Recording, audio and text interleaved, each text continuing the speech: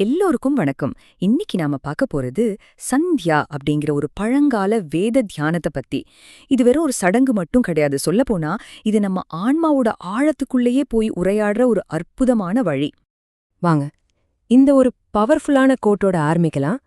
சந்தியா என்பது ஆன்மீக அனுபவத்தின் அடித்தளம். அப்படின்னா என்ன அர்த்தம்? நம்மளோட மத்த எல்லா ஆன்மீக பயணங்களுக்கும் இதுதான் முதல் படி, ஒரு ஃபவுண்டேஷன் மாதிரி. அப்போ இது எவ்வளோ முக்கியம்னு பாத்துக்கோங்க. சந்தியானோடனே இது ஏதோ ஒரு சடங்குன்னு மட்டும் நினைச்சிடாதீங்க. இத ஆன்மாவின் பாடல் அப்படின்னு ரொம்ப அழகா சொல்றாங்க. இது நமக்கும் இந்த பிரபஞ்சத்துக்கும் இடையில ஒரு பாலத்தை உருவாக்குற தினசரி பயிற்சி. சரி, இந்த முழு விளக்கத்துல நம்ம என்னென்ன விஷயங்களை பத்தி பேச போறோம்னு ஒரு சின்னதா பாத்துடலாம். முதல்ல ஆன்மாவின் பாடல்னா என்னன்னு பாப்போம். அப்புறம் இந்த தியானத்துக்கு நம்மளை எப்படி தயார்படுத்திக்கிறது, நமக்காகவே நாம செய்யற சில சடங்குகள் என்ன, பிரபஞ்சத்தோட எப்படி கனெக்ட் ஆகுறது, கடைசியா இந்த பழங்கால பயிற்சி இந்த காலத்துக்கு எப்படி உதவுதுன்னு பார்க்க போறோம். சரி, வாங்க நம்மளோட முதல் பகுதிக்குள்ள போகலாம்.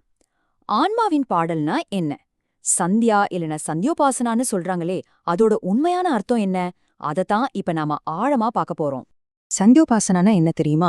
ரொம்ப சிம்பிளா சொல்லணும்னா, பரம்பொருள், அதாவது இந்த ஒட்டுமொத்த பிரபஞ்சத்தையும் இயக்குற அந்த சக்தி இருக்கு இல்லையா, அதையும் இந்த பிரபஞ்சத்தையும் தியானம் பண்றதுதான். இப்படி பண்றது மூலமா அதுக்கும் நமக்கும் என்ன உறவு இருக்குன்னு நாமளே கண்டுபிடிக்கிற ஒரு பயிற்சி இது.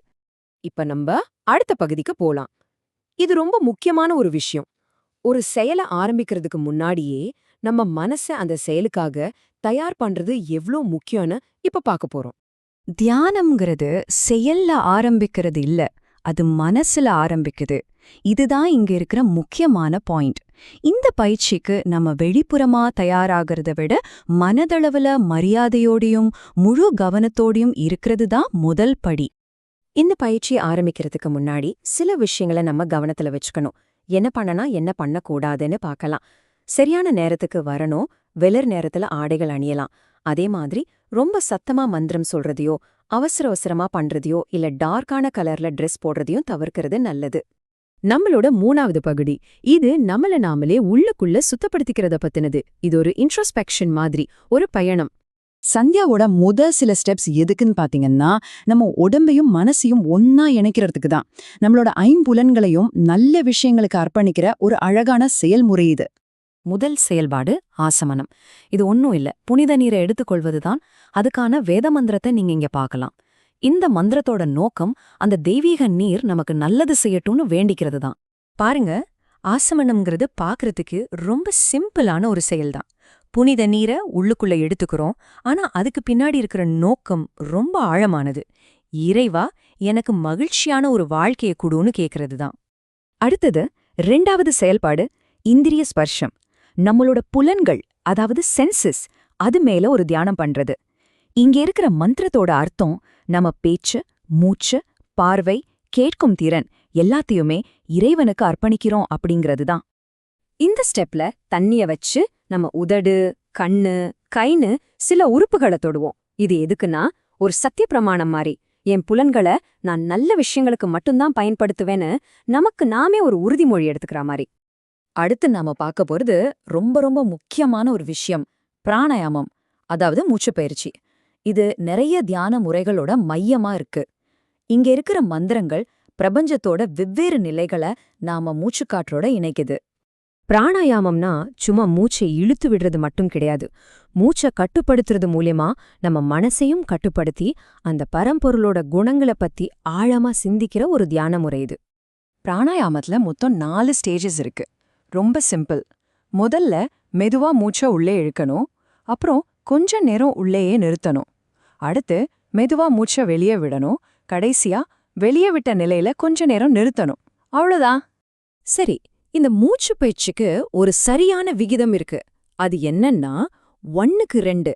உதாரணத்துக்கு, நீங்க ஒரு 10 செகண்ட் மூச்சை உள்ள இழுத்தீங்கன்னா 20 செகண்ட் அதை உள்ள நிறுத்தணும். அதே மாதிரிதான் வெளியே விடும்போதும். சரி, இது வரைக்கும் நம்மள நாமளே உள்நோக்கி பார்த்தோம் இல்லையா?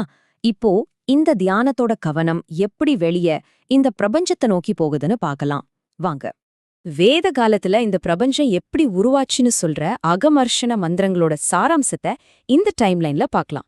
முதல்ல பிரபஞ்ச விதிகள் வருது, அப்புறம் பிரபஞ்சம் உருவாகுது, அதுக்கப்புறம் காலம்ங்கிற கான்செப்ட் வருது, கடைசியா சூரியன், சந்திரன், பூமி எல்லாம் உருவாகுது. இது ரொம்ப அழகான ஒரு கான்செப்ட், மனசா பரிக்கிரமா.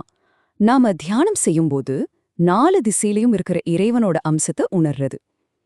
பாருங்க, கிழக்குல அக்னி, அதாவது ஒளி, நம்மள அறியாமையிலிருந்து காப்பாத்துது.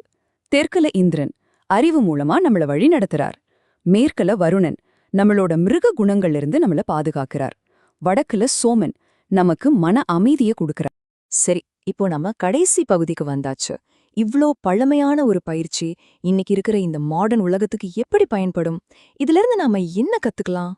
சந்தியால இருந்து நம்ம எடுத்துக்க வேண்டிய முக்கியமான விஷயங்கள் என்னன்னா, முதலாவது, இது நம்ம உடல், மனம், ஆன்மா மூணையும் ஒன்னா இணைக்குது. இது நம்ம ஆன்மீக நலனுக்கான ஒரு முழுமையான சிஸ்டம். நாம செய்யற ஒவ்வொரு செயலுக்கு பின்னாடி ஒரு நோக்கம் இருக்கணும்னு இது வலியுறுத்துது. கடைசியா, நம்மளோட தனிப்பட்ட தூய்மைய பிரபஞ்சத்தோட ஒழுங்கோட இணைக்குது. இந்த முழு விஷயத்தையும் நாம ஒரு முக்கியமான கேள்வியோட முடிக்கலாம். இன்னைக்கு நாம எல்லாரும் மன அமைதியை தேடி ஓடிட்டு இருக்கோம் இல்லையா? அப்படிப்பட்ட இந்த உலகத்துல ஆயிரக்கணக்கான வருஷமா ஒரு கட்டமைக்கப்பட்ட தியான முறையா இருக்கிற சந்தியா கிட்ட இருந்து நம்ம கத்துக்க வேண்டியது என்ன? யோசிச்சு பாருங்க.